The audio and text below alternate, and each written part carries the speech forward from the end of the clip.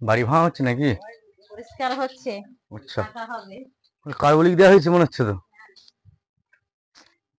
কোথায় আছে? ব্লিচিং ফ্লিচিং কেন দেওয়া হলো?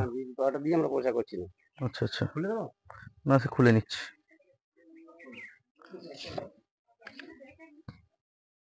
ইটের তলায়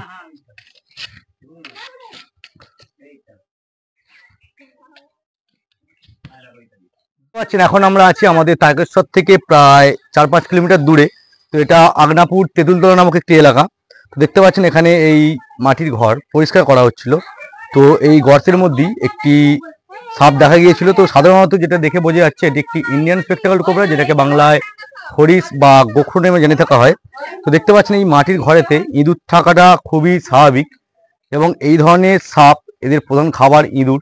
তো এরা ইঁদুর ধরার জন্যই এই ধরনের জায়গায় এসে প্রবেশ করেছে। তো চলুন এখান থেকে বার করে নিয়ে তার স্বাভাবিক পরিবেশে যে আমরা মুক্ত করব।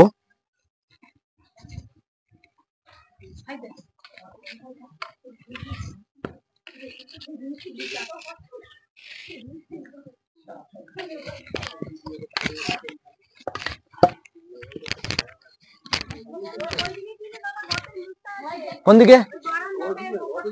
ওপরে? এই তো এখানে আছে, দেখা যাচ্ছে হালকা।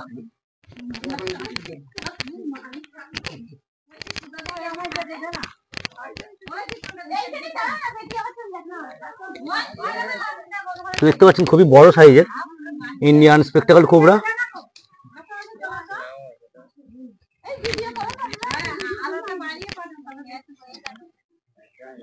বয়স হয়ে গেছে। হুম হুম হুম গোবর দেখতে পাচ্ছেন।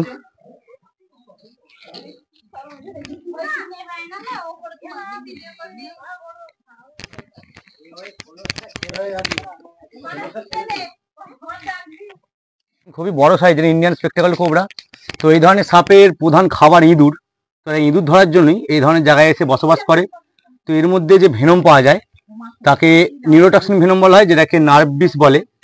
তো এই ধরনের সাপের কামড় থেকে বাঁচার একমাত্র উপায় অ্যান্টিভেনম, যেটা কি সরকারি হসপিটালে পাওয়া যায়। তো দেখতে পাচ্ছেন খুবই big size Indian spectacle cobra, বাংলায় একে হরিশ বা গোখরো নামে জানা থাকা হয়। তো এই ধরনের সাপ আমাদের প্রকৃতিতেও বেঁচে থাকা অত্যন্ত গুরুত্বপূর্ণ, কারণ এদের জন্য আমাদের প্রকৃতির ভারসাম্য বজায় থাকে।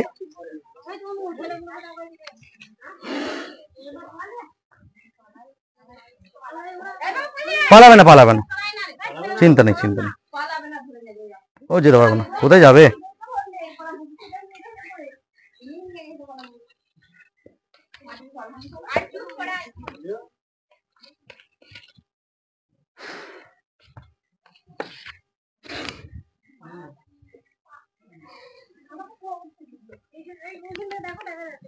তো চলুন একে আপাতত ব্যাগের মধ্যে প্যাক করে নিয়ে এর স্বাভাবিক পরিবেশে যে আমরা একে মুক্ত করব।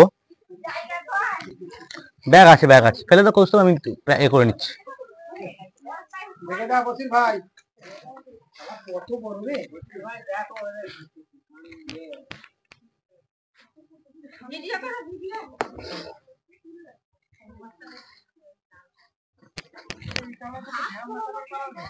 কালার অনেক রকমের হয়।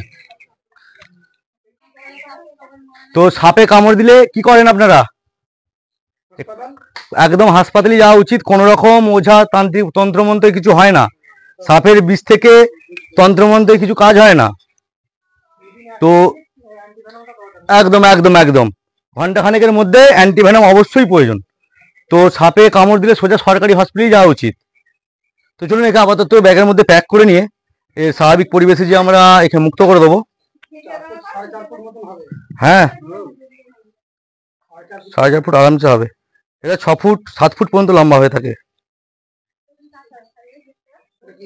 খরিশ গোগরো, খরিশ গোগরো।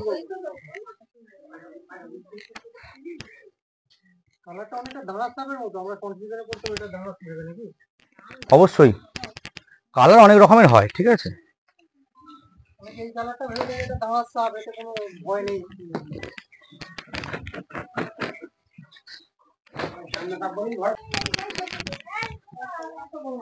বাবা কত ঘোরাবার চারদিকে।